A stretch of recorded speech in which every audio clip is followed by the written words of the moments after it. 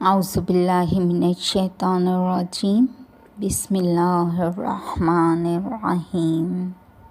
کاشانِ بصیرت کے audio book channel کے تحت جو کتاب ہم آپ کے گوشگزار کر رہے ہیں اس کا نام ہے اسلامی تہذیب و ثقافت، جس کے مؤلف ہیں ڈاکٹر علی اکبر ولایتی، مترجم ہیں معارف اسلام پبلشر۔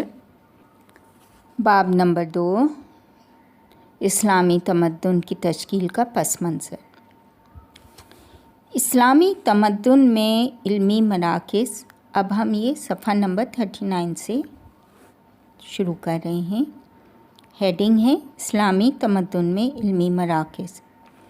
اسلام کے نئے تشکیل شدہ نظام کے استحکام اور اسلامی معاشرے میں اندرونی رشد و کمال سے بتدریج تعلیمی مراکز وجود میں آ گئے، جنہوں نے علوم و فنون کی پیدائش اور وسعت میں اہم کردار ادا کیا۔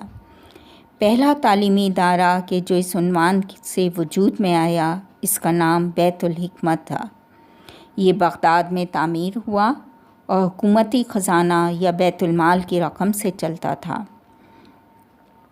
یہ دانشوروں، محققین اور خصوصاً ایسے لائق مترجمین کے اجتماع کا مرکز تھا کہ جو یونان کی علمی و فلسفی کتب کو عربی میں ترجمہ کیا کرتے تھے۔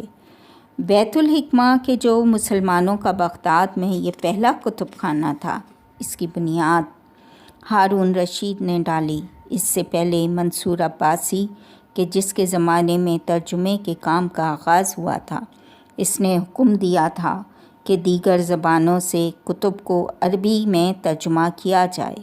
بعد میں یہی کتب بیت الحکمہ کی اساس قرار پائیں۔ مامون کے زمانے میں بیت الحکمہ کو وسیع کیا گیا۔ اس نے کتابوں سے لدے ہوئے 100 اونٹ بغداد سے منگوائے۔ بظاہر یہ کتب اس قرارداد کے تحت مسلمانوں کو دی گئیں جو مامون اور روم کے بادشاہ دوم کے درمیان طے پائی۔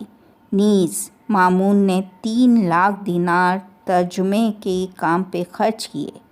اس دور میں بیت الحکمہ کے علاوہ دیگر علمی ادارے بھی موجود تھے۔ ان اداروں میں سے ایک دارالعلوم تھا۔ یہ ایک عمومی لائبریری کی شکل میں تھا۔ اس طرح مصر میں ایک تعلیمی مرکز دارالعلم فاطمیون تھا۔ یہ دارالحاکم بے امر اللہ جو کہ مصر میں فاطمی خلیفہ تھے، ان کے حکم سے 395 ہجری قمری قاہرہ میں تعمیر ہوا۔ اس ادارے میں تقریباً 10 لاکھ کتب موجود تھیں۔ موصل کا دارالعلم جعفر بن محمد حمدان موصلی نے تعمیر کیا۔ یہ وہ پہلا علمی مرکز تھا کہ جس میں تمام علوم سے کتابیں جمع کی گئی تھیں۔ موجودہ لبنان کے ایک شہر طرابلس میں 5ویں صدی ہجری کے آخر میں ایک دارالعلم 1.25 لاکھ جلد کتابوں کے ساتھ موجود تھا۔ اسلامی دور کے دیگر بہت اہم مشہور علمی مراکز نظامیہ مدارس تھے۔ 5ویں صدی کے آخر 50 سالوں میں خواجہ نظام الملک نے بغداد، نیشاپور اور دیگر شہروں میں مدارس کی تعمیر کر کے نظامیہ نام کے مدارس کے سلسلے کی بنیاد رکھی۔ بغداد کا نظامیہ جو کہ 459 قمری میں تاسیس ہوا، اس میں ابو اسحاق شیرازی تدریس کیا کرتے تھے۔ ان کے بعد اس مدرسے میں تدریس کی سب سے بڑی کرسی امام محمد غزالی کو نصیب ہوئی۔ اس کے بعد عالم اسلام میں مدارس کا جال بچھ گیا۔ سلجوقیوں کی مملکت میں جو مدارس اور علمی مراکز خواجہ کے حکم سے تعمیر ہوئے تو وہ خواجہ نظام الملک کی طرف منسوب ہونے کی وجہ سے نظامیہ کے عنوان سے مشہور ہوئے۔ بغداد کے نظامیہ کے علاوہ اور مدارس نظامیہ بھی قابل ذکر ہیں۔ مثلاً نیشاپور کا نظامیہ خواجہ نظام الملک اور دیگر سلجوقی بادشاہوں کی نیشاپور شہر کی طرف خصوصی توجہ کے باعث تاسیس ہوا۔ مشہور افراد مثلاً امام موفق نیشاپوری، حکیم عمر خیام، حسن صبا، امام محمد غزالی، ان کے بھائی امام احمد اور امام محمد نیشاپوری نے اس مدرسے میں تربیت پائی۔ نیشاپور کا یہ انتظامیہ، مدرسین اور مشہور فقہ کی تعداد جو کہ وہاں تعلیم دیتے تھے کے باعث بغداد کی نظامیہ کے بعد دوسرا مقام رکھتا تھا۔ اسی طرح اصفہان اور بلخ کے مدارس نظامیہ بھی نامور اساتذہ کے حامل تھے۔ مجموعی طور پہ یہ کہا جا سکتا ہے کہ عالم اسلام میں علمی و تعلیمی مراکز متعدد و متنوع تھے۔ ان مراکز میں سے وسیع و غالب ترین علمی مراکز مساجد تھیں کہ جو سارے عالم اسلام میں پھیلی ہوئی تھیں۔ مساجد مسلمانوں کے دینی اجتماع کے سب سے پہلے مراکز میں شمار ہوتی تھیں، حتیٰ کہ مدارس کی عمارتیں بھی مساجد کے نقشے کے مطابق ہوتی تھیں۔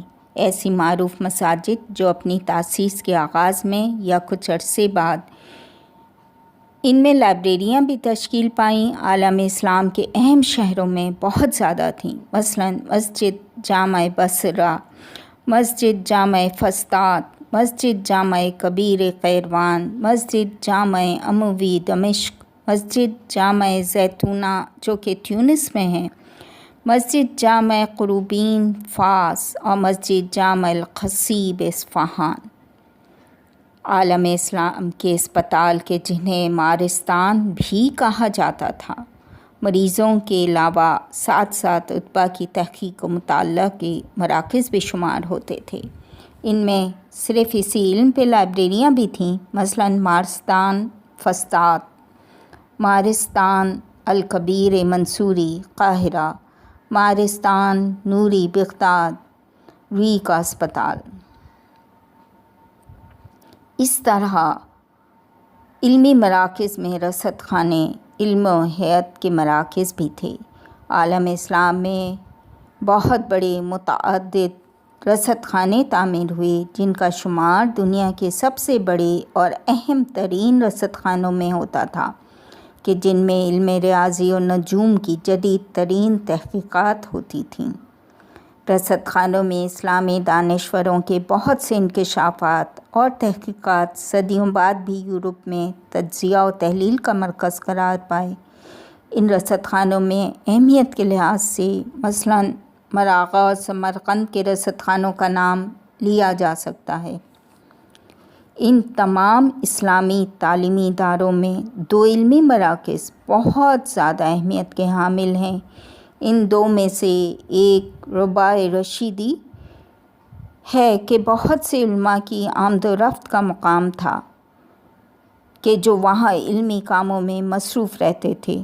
دوسرا شنب غازانی کہ جو ایل خانوں کے دور میں تعمیر ہوا کہ جس میں مختلف افراد کے درمیان متعدد علمی معلومات کا تبادلہ ہوا کرتا تھا۔